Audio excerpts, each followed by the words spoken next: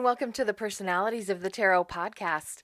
I'm your host, Elizabeth Seer, and this is Season 2, Episode 20 for February 20th, 2024.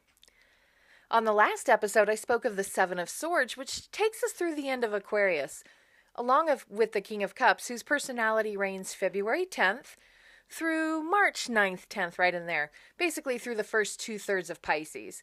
Go back to Episode 19 if you're interested in learning more about that. Now, we're entering Pisces, which is the last sign on the astrological wheel. It's a very watery, emotional sign. So in this episode, we're going to talk about the moon, the major arcana symbol covering the entire sign of Pisces, along with learning about the energy of the first third, or decan, of Pisces with the energy of the Eight of Cups. It's a really, like I said before, watery, emotional, so it's a really watery and emotional period now. The full moon of February is coming up on the 24th. It's known as the snow moon, and it peaks around 7:30 a.m. Eastern the morning of the 24th. Of course, that's below our horizon at that time, so your best bet to see that moon will be the night of the 23rd or later on the 24th. Also, this moon is at apogee, or the furthest point in its elliptical or egg-shaped-like orbit around the Earth. So this full moon is considered a micromoon, the opposite of a supermoon.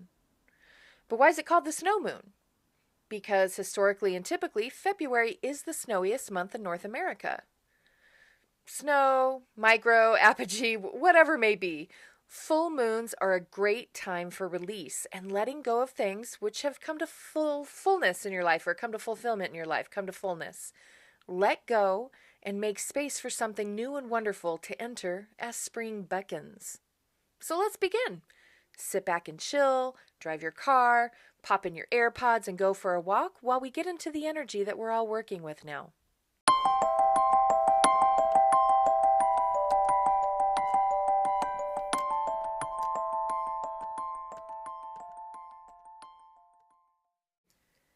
I know we talked about the full moon, but now let's talk about Pisces and the symbol of the moon from the tarot. As I said in the intro, Pisces is the 12th and final sign in the zodiac of Western astrology. Some say, due to this final position at the end of the cycle, Pisces has absorbed the characteristics and lessons from the other 11 signs, making Pisces the most emotionally complex. And let me tell you, as the mother of a Pisces born now at the beginning of the sign, I can attest to this emotional complexity. Anytime I see this card in a reading, the first thing I say is, don't feed the fears. For everyone of all signs, the time of Pisces and the moon can bring apprehensions and anxiousness, phobias, fears, and inner demons might come bubbling to the surface. Case in point, here's a perfect case in point. I'm not a crier by nature. I'm the Queen of Swords. I'm an air sign in every way, just logical and reasonable. In fact, my Pisces daughter, the one I just spoke of, she has accused me in the past of being an ice queen. It's an air-water thing. So I was out in my reading room yesterday, and lately that room is known as my room of requirement because it also is used these days for working out. It's a photography studio for one of my daughters and a painting studio for me. So I was out in the room of requirement working on a project yesterday, just listening to music. A song came on from my playlist, which reminded me of something in my childhood, and out of nowhere, I began crying. I mean, tears just streaming down my face as I parsed through the footage of my memories. The feelings which rushed over me were completely, inexplicably unexpected. So yeah, that's Pisces and the moon. During this time of Pisces, you may have moments of bewilderment, feeling almost lost in the dark. Don't make things worse by creating monsters where none exist. Remember, if it's not right in front of you, don't jump to the worst case scenario. There could be inner tricks of the mind at play, and you should try to focus on maintaining emotional balance now. Now, when I'm doing readings for newbies, people who don't know tarot symbols, I explain the symbol of the moon thus. Imagine you're driving down a dark, desolate highway. There are no lights along the highway, and Very few, if any, other cars. It's pitch black all around, and you have to focus on what's in front of you, what you can see within your headlights. You can't be concerned about what's off to the right or to the left of the road, or even what could be way off in the distance in front of you or behind you, things you can't actually see. You can only focus on what is directly in front of you, in those headlights, what you know to be real and now. So while Pisces can bring anxieties of what could be, your focus should be on what is. Don't get lost in illusions, fantasy, or self-deception. Don't lose your direction, fumbling around in the dark. Stay within that point of light, and everything you need to know will unfold in front of you.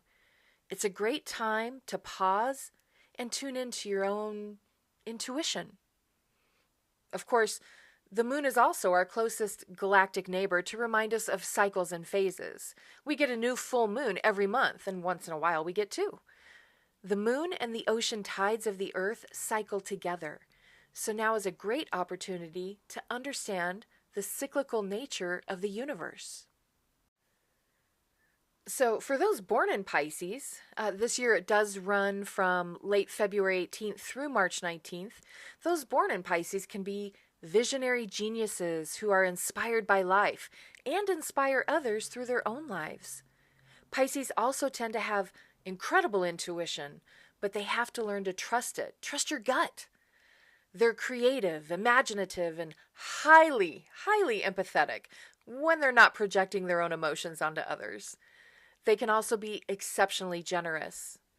The sign of the two fish are compassionate and emotionally sensitive. They truly make great healers. Now, this next trait isn't necessarily light or dark, good or bad. It's just the nature of Pisces to be moody. They're likely more affected by the cycles of nature more than others because of their attunement to the moon. So you may find their moods changing rapidly, and regularly. They are the embodiment of ever-changing cycles and phases. And then, of course, there's their shadow side. You know the one. We all have it. If Pisces shows us that shadow side, they can be exceptionally dramatic and overly anxious and phobic, fighting demons which aren't actually there. They can get lost in illusion and fantasy, not paying attention to their real-world matters and lives. This can also be seen in the shadow side of their generosity, where they give to the point that they have nothing left for themselves or their family. They can suffer from inexplicable fears, phobias, and apprehensions, and they can become disoriented in the world of fantasy which they create to cope instead of facing their demons with reason and comprehension.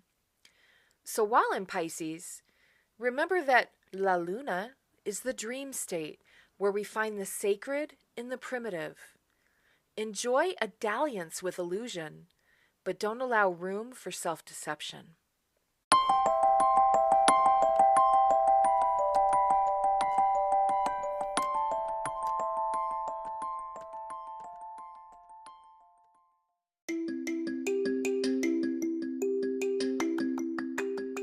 Just a reminder, I'm a highly rated tarot and psychic reader.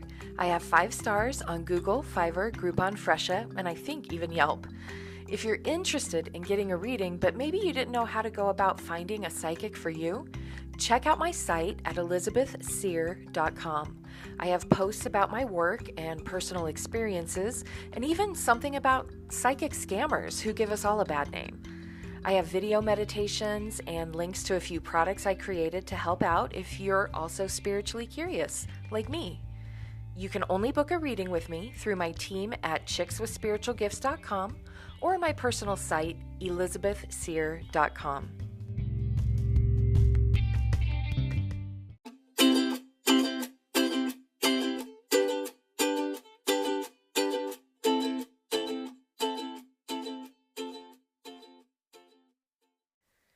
Now let's talk about emotional burnout. That's the personality of the 8 of Cups, which is the physical manifestation of the first decan of Pisces, February 20th through the 29th. During this time, everyone of all signs may experience a general emotional malaise or weariness. This could be through burnout, losing hope, or lacking energy toward a person or situation. You might even find that it's a time of depression. The period is a good reminder that we should be seeking a deeper understanding, searching for personal truth and fulfillment now. It's also, really, all about knowing when it's time to let go of the baggage that's no longer serving its purpose, impeding your life's progress. You could feel worn out from your old ways of thinking and doing things. Now is the time to unburden yourself if you hope to achieve your goals. Life is a journey, and if all we do on the journey is add things to our pack without releasing anything, it becomes quite heavy and burdensome. When I see this card in a reading, I tell people, imagine you're hiking up a mountain through the forest. You began your trip with a full pack of supplies. However, you've also found some beautiful things on your journey, some rocks and just things that you want to take home to remind you of your journey. Those have also been added to the pack. At some point, halfway up the mountain, you're bent over, you're wheezing, can't make it any further, until you realize that you can't go any further carrying all of this in your pack. To continue the journey, you have to let go of something or some things. The Eight of Cups represents a time when emotions might rule communication. If you're feeling burned out or hopeless, now is the time to look for better things. It's also the time to know when to walk away and say goodbye. You can't just know, you also have to act on that knowledge, as difficult as it may be. This will give rise to new opportunities and relationships, including the relationship with spirit and the self. Take advantage of this time to revitalize and reconnect to your dreams and inspiration.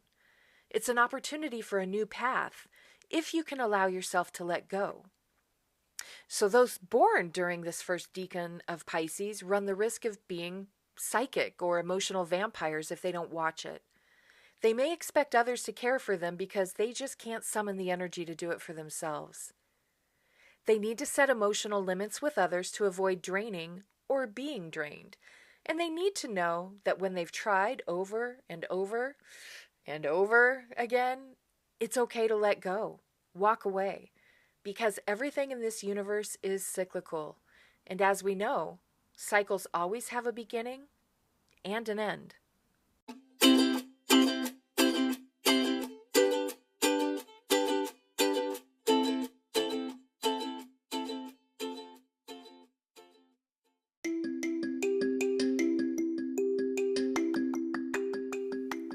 Are you spiritually curious? I've created some divination tools which might help you on your spiritual divination journey, including my Seer's Casting Tarot, released last year. I am truly enjoying working with the 78 symbols on discs, and I really can't say enough about how thrilled I am with the casting board. This is a new way to enjoy an old divination tool. Links for my divination sets and more are at my website, elizabethseer.com.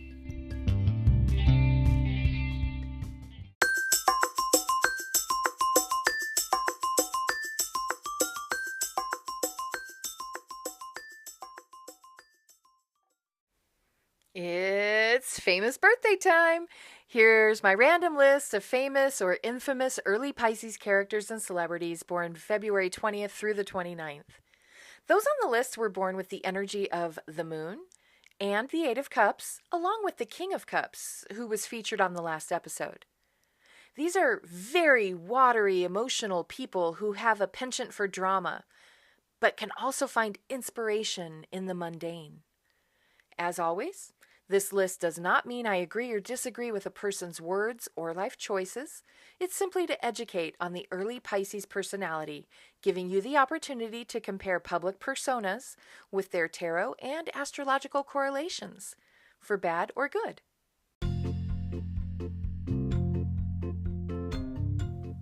Kurt Cobain, who shares a birthday with my daughter Blythe and also singer Rihanna, February 20th. The first U.S. President, George Washington. Drew Barrymore. George Harrison. Zeppo Marx. Johnny Cash. Cindy Crawford. Trevor Noah. Miles Teller. Anthony Stewart Head, he played Buffy's Watcher, Rupert, in the original series. Charles Barkley, Gloria Vanderbilt, Sidney Poitier, the first black actor to win an Academy Award for Best Actor. Funny man and modern horror director Jordan Peele. Sophie Turner, Kelsey Grammer, Ashley Greene, the memorable Alan Rickman, Kyle MacLachlan, Rachel Dratch. Fun fact about this former SNL funny lady, she graduated from Dartmouth.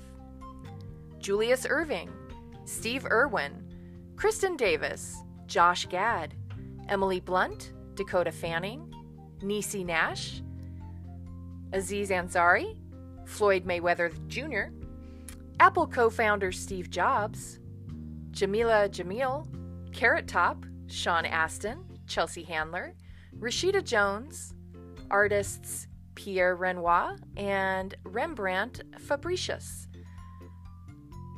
Elizabeth Taylor, I had it written incorrectly on my list, Erykah Badu, director James Wan, John Steinbeck, Henry Wadsworth Longfellow, John Turturro, I adore John Turturro, country singer Jason Aldean, Brian Jones, Benjamin Bugsy Siegel, and rapper Ja Rule was born on leap year day, February 29th.